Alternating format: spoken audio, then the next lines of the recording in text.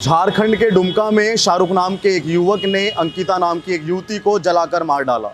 शाहरुख ने अंकिता को इसलिए जला दिया क्योंकि अंकिता ने शाहरुख के प्रेम प्रस्ताव को ठुकरा दिया, उसे स्वीकार नहीं किया। इसी पर आज हम बात करेंगे शामून मुफ्ती काशमी जी से।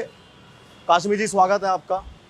ये जो झारखंड में घटना घटित हुई है, कैसे देखते हैं इसको? पहले तो यही जानना। मैं ये कहना चाहूँगा कि इस नालायक अमानवीय हरकत इस नालायक ने की है, जिसका नाम शाहरुख खान है, उसने उस हमारी बेटी को, देश की बेटी को जिस तरह से उसने उसका मर्डर किया है, कत्ल किया है, और महज इस बात के ऊपर कि उस लड़की ने उसके प्यार को ठुकरा दिया, उसके प्रस्तावनाओं को ठुकरा दिया, और उसने कहा कि मैं अपनी मर्जी की मालिक हूं। तो वो कौन होता है कि उसने अपनी मर्जी को उसके ऊपर थोपने के लिए अगर ऐसा कृत्य किया है, तो उसे फिलफौर, मैं ये बात कहना चाहता हूं, उसे फिलफौर जो है उसका संज्ञान लेना चाहिए और उसे शूट करना चाहिए, ताकि दूसरे लोगों को सबक मिले। ये क्या हो गया हमारे भारत के लोगों को, हो क्या गया है? यानी आप ऐसे काम करोगे कि ये भारतीय बेटियां, और तो हमारी अपनी बेटियां हैं, अगर किसी भारत की किसी बेटी के साथ, बल्कि दुनिया की किसी औरत के साथ अगर कोई जुल्म होता है, तो वो असहनीय है, उसे सहन नहीं करना चाहिए। और जो हमारी व्यवस्था है उसे फौरी तौर से वहाँ की झारखंड की सरकार को, अवलन तो वहाँ बहुत ही इस वक्त अस्थिर सरकार है, वो बिल्कुल अपना मत ही खो चुके हैं, इसलिए कि करप्शन में इतना मुब्तला है हमारा ये सिस्टम कि ये करप्शन करके ले कहाँ जाएगा। करप्शन करने के बाद इन्हें यह होना चाहिए कि हमारी न्याय की व्यवस्था जो है इतने मजबूत हो कि एक करप्ट आदमी को फ़ौरन जेल में डालें, ताकि उसका करप्शन किया हुआ माल भी जब्त होना चाहिए, वो सरकारी ख़जाने में जाना चाहिए, ताकि हमारी जो हमारी व्यवस्था है वो चुस्त और दुरुस्त हो सके। और अब तक मैं समझता हूँ कि जब अंकिता के साथ ये घटना घटी है, उसके फ़ौरन बाद उसे गिरफ्तार करके उसे तो ट्रायल की ज़रूरत ही नहीं रह गई है भाई, उसके ऊपर तो फ़ौरन फांसी देनी चाहिए, उसे शूट करना चाहिए, मेरा ऐसा मत है। मुफ्ती जी, क्या कहेंगे? कुछ लोग कह रहे हैं कि मुगलिया सोच कब ख़त्म होगी, लव जिहाद के बहुत सारे मामले आए हैं, आप इस्लामिक स्कॉलर हैं, इस्लाम के जानकार हैं, तो क्या कहना चाहेंगे? शाहरुख भी इस्लाम से जुड़ा है, पहले भी कई सारी घटनाएं ऐसे सामने आई हैं, एक इस्लामिक स्कॉलर होने की। नहीं, मैं आपको ये बता, इस्लाम ये सब कुछ सिखाता है? नहीं, इस्लाम ही नहीं, कोई भी रिलीजन, कोई भी धर्म अमानवीय कृत्य के लिए कभी भी प्रोत्साहित नहीं करता। और इस्लाम एक ऐसा, इस्लाम के तो माने ही अमन और शांति के हैं, किसी की मदद करने के हैं। ये कौन से इस्लाम की सीख है, या उसने उस इस्लाम को, कौन से इस्लाम को पढ़ा है कि जिसने एक जीव को, एक बेटी को उसने उसकी हत्या कर दी?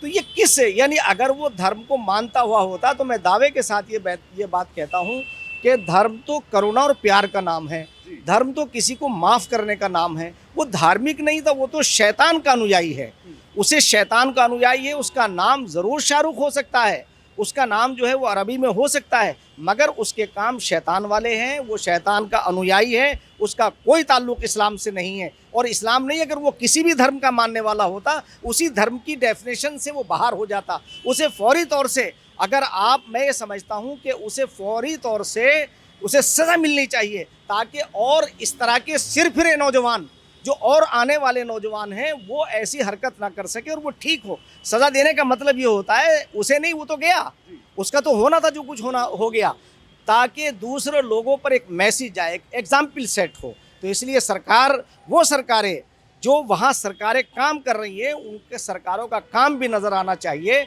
और एडमिनिस्ट्रेटर को, वहाँ के एडमिनिस्ट्रेशन को फौरी तौर से उसे गिरफ्तार करके, मैं समझता हूँ कि एक तो अगर आपको फॉर्मेलिटी की भी ज़रूरत है, तो आप जो है किसी जज को अपॉइंट करिए और उसे फांसी पर लटकाइए।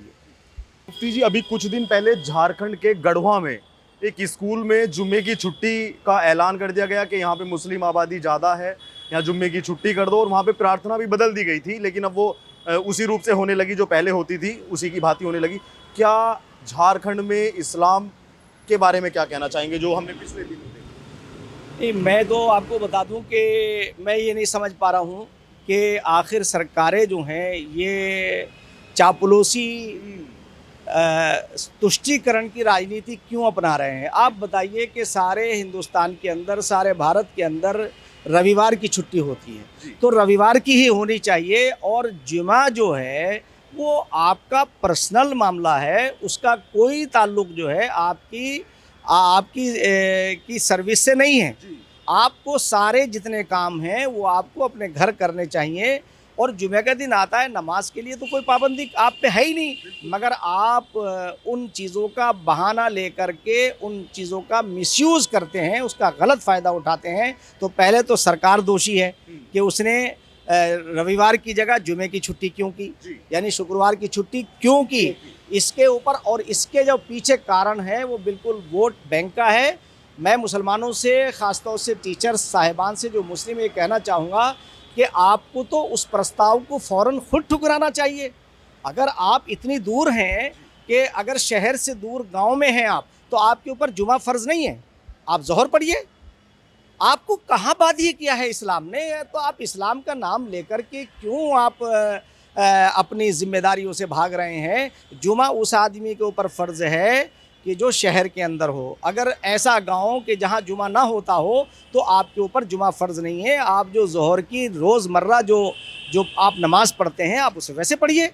तो मैं ये कहना चाहता हूं कि ये चीज़ें जो हैं ये नहीं होनी चाहिए। इसलिए कि ये तो फिर ये होगा कि अगर हम नमाज जुमे के दिन छुट्टी करेंगे तो हमारे जो हिंदू भाई हैं वो मंगल की छुट्टी करेंगे। अरे एक तो एजुकेशन का ढांचा वैसे ही हमने कमज़ोर कर रखा है, यानी पूरे साल के अंदर जो है फ़लाँ जयंती, फ़लाँ जयंती, फ़लाँ जयंती, इतनी जयंतियाँ हैं कि 365 दिन में मैं समझता हूँ कि 150 दिन तो हमारी जयंतियों में निकल जाते हैं। और जो 200 दिन रहते हैं उसमें भी हम जो है वो जुमे का और मंगल का इंतज़ार करेंगे। अगर आप जुमा आपके लिए बहुत पवित्र है, तो मंगल जो है वो हिंदू भाइयों के लिए है, रविवार जो है वो क्रिश्चियनों के लिए है, और दूसरे दिन जो है वो दूसरों के लिए हैं। तो बस तो फिर हम इसी में पड़े रहेंगे, बस जाहिल होकर के रहो। फिर तो देश को क्या आगे ले जाने की ज़रूरत है? फिर तो वही जो है आप जो है आपसे 5 लाख साल पीछे चले जाओ और उसे सारी गाड़ियों को भी छोड़ दो, पेट्रोल पंप भी आप गाड़ियों में बैठना बंद कर दो, बस वही सारा काम पीछे पहुंच जाओ। सब क्या करोगे आगे जा कर के? इस विकास और तरक्की से तो तुम्हें कोई फ़ायदा उठाना नहीं है। तो आप जाइए, फिर उसके बाद ये करिए आप। तो इसलिए गवर्नमेंट को ये चाहिए कि ऐसे लोगों पर सख्ती से काम करें। कहाँ पहुँच गए हम? ये धर्म जो है ये ठेकेदारी और ये दुकानदारी में जो बदल गया है। धर्म इसका नाम है कि आज बैठे हुए जो हैं वो दोनों बाबा जो है निकल करके आ जाते हैं और वो अपना सुबह चैनलों पे, चाहे वो मुस्लिम धर्म गुरु हो या वो नॉन मुस्लिम हो, या वो जिस तरह से जो है उनके भाग्य की बात करते हैं। तो मुझे संजय दत्त की वो फिल्म याद आती है कि जब उसने कुंडली बताई और वो बाबा जो है वो कुंडली भाग्य बताया करते थे, कुंडली देख करके, और उन्होंने रिवाल्वर निकाल कर कहा कि अभी बताता हूँ कि तेरे भाग्य में क्या है। वो फ़ौरन जो है बेहोश हो गया और उससे कहा आने के बाद कि देखो जो तुम कह रहे थे, उसकी कुंडली निकाली थी, उसका जो यानी उसकी जो जीवनी, कि इसके जीवन में क्या क्या चीज़ आएंगे, वो नजूमी कह लीजिए या आप उन्हें जो है ये ज्योतिष कह लीजिए। इधर उर्दू में उसे नजूमी बोलते हैं, यानी ऐसा नहीं है वो वहीं पे है। ये दुकानदारी तो हर जगह है, इसलिए कि धर्म जो है एक अफीम की तरह है, ये एक अफीम का काम कर रहा है। इसलिए कि धर्म, अरे भाई मस्जिद है ज़रा दूर, घर से मस्जिद है ज़रा दूर, चलो यूं कर लें किसी रोते हुए बच्चे को हंसाया जाए। यानी आप क्या बात करते हैं? और धर्म जो है ईश्वर की, इससे बड़ी कोई प्रार्थना नहीं हो सकती कि मानव सेवा की जाए। मानव सेवा ईश्वर की सबसे बड़ी प्रार्थना है। इबादत बजुज़ खिदमत खल्क नेस्त, यानी अल्लाह की इबादत जो है इससे बड़ी नहीं हो सकती कि बंदगाने खुदा के साथ आप अच्छा बर्ताव करो, आप उनके साथ हमदर्दी से पेश आओ। आप शाहरुख खान बन के अंकिता का मर्डर ना करो, आप किसी की चोरी ना करो, डकैती ना करो। अपनी मेहनत के ऊपर भरोसा करो। मेहनत करोगे तो नरेंद्र मोदी हो जाओगे।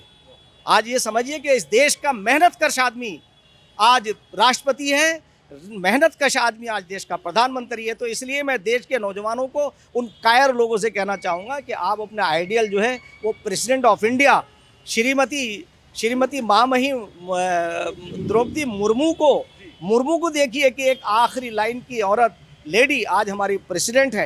एक चाय बेचने वाला प्रधानमंत्री जिसका किसी राजघराने से ताल्लुक़ नहीं है, वो नरेंद्र मोदी जी आज हमारे प्राइम मिनिस्टर हैं। तो इसलिए देश के नौजवानों को चाहिए कि वो अपने आप को ऐसा ऊपर लाएं कि पब्लिक आपसे कहे कि ये हमारे नेता होने चाहिए। मुफ्ती जी, मैं ये पूछना चाहता हूँ, शाहरुख को जब पुलिस ने हिरासत में लिया तो वो उसमें भी मुस्कुरा रहा था। क्या आपको लगता है कि इसके पीछे कुछ और लोग भी हो सकते हैं जो इनकी हौसला अफजाई करते हैं ऐसे ऐसे कुकर्मों की? नहीं, मैं यही देख रहा हूँ कि जो इस तरह के कृत्य होते हैं और उनका जो महिमा मंडन किया जाता है समाज की तरफ से, वो नहीं होना चाहिए। किसी भी समाज की हमारी बेटियां हैं, वो बेटी किसी के भी घर में पैदा हुई हो, वो हमारी बहन है, हमारी बेटी है, उसका सम्मान होना चाहिए। और इस तरह के लोग जो इस तरह के कार्य करते हैं कि उन्हें पशेमानी भी नहीं है कि मुझसे क्या, उसने जानबूझ के किया है ना, जी, उसने तो जानबूझ के किया है। उसकी क्या पहले धमकी दी है कि मैं तुम्हें मार दूंगा या मेरा प्रस्ताव स्वीकार कर लो? बताइए आप, इससे बड़ी और क्या सबूत हो सकता है इससे बड़ा? कोई और क्या सबूत है? उसे फ़ौरन फांसी पे लटकाना चाहिए। मैं ये समझता हूँ उस अंकिता के साथ इंसाफ होगा। इसे भी जीने का हक नहीं है। अगर इसने उसे मारा है तो इसे आपको ज़िंदा नहीं रहने देना चाहिए। इसलिए न्यायिक व्यवस्था से मेरी अपील है कि इसे फौरी तौर से फांसी दें और इसका जो है ट्रायल करके 24 घंटे के अंदर इसे फांसी देनी चाहिए।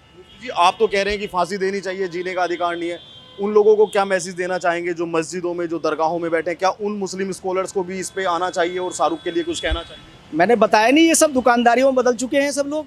ये अपने आप को जो है ये, और इन्हें ऊपर वाला जो जलील करने पे आ गया है, जी, ऊपर वाला इन्हें जलील करने पे आ गया। इन्हें कहीं इन्हें इज्जत मिलेगी नहीं। आपने देखा पिछले दिनों, आपने अजमेर के जो मजाविर हैं, आपने देखा किस तरह से उन्होंने हरकत की, कैसे ऊपर वाले इन्होंने जलील किया। इसी तरह से जो भी लोग मस्जिद में बैठे हो, मंदिर में बैठे हो, मठ में बैठे हो, मैं दावे के साथ कह रहा हूँ ये सब जलील होंगे, रुसवा होंगे। ये कायरों की जमात है। ये दूसरों का लाया हुआ चढ़ावा, दूसरों की लाई उनकी जेबों से, जो उनकी मेहनत की कमाई, उनकी जेब से निकालते हैं अपनी फीस के नाम पर, अपनी दक्षिणा के नाम पर। ये तो घोर निंदनीय है। और मैं तो लोगों से, देश के नौजवानों से, यूथ से, बगैर किसी मजहब के, किसी भी धर्म के मानने वालों, उनसे ये कहूँगा कि तुम ईश्वर के स्वयं करीब हो। तुम्हें किसी भी मठ में, किसी भी मस्जिद में, किसी भी मंदिर में जा कर के इन धोखेबाजों से, जो वहाँ जाने के बाद क्या होता है, एक महिला जाती है, आपको मालूम है क्या करते हैं ये? मालूम है क्या करते हैं? उनका चीरहरण करते हैं। मैंने कई ऐसी वीडियोस देखी हैं कि वो जाती है, इसलिए वो लेडी जाती है कि उसके बच्चा पैदा नहीं हुआ तो दुआ कराने के लिए गई, आशीर्वाद लेने के लिए गई। वो इतना बावला हो जाता है उस महिला को, हमारी बहन को, हमारी बेटी को देख करके कि वो पागल कहता है कि नहीं, बच्चा तो तुझे ऐसे ही मिलेगा। तो ये इंसान नहीं है। और लोगों को चाहिए कि उनके अंदर ऐसी अवेयरनेस आनी चाहिए कि ये धर्म का मिसयूज़ हो रहा है। किसी भी धर्म के अंदर ये सारी चीज़ें नहीं है।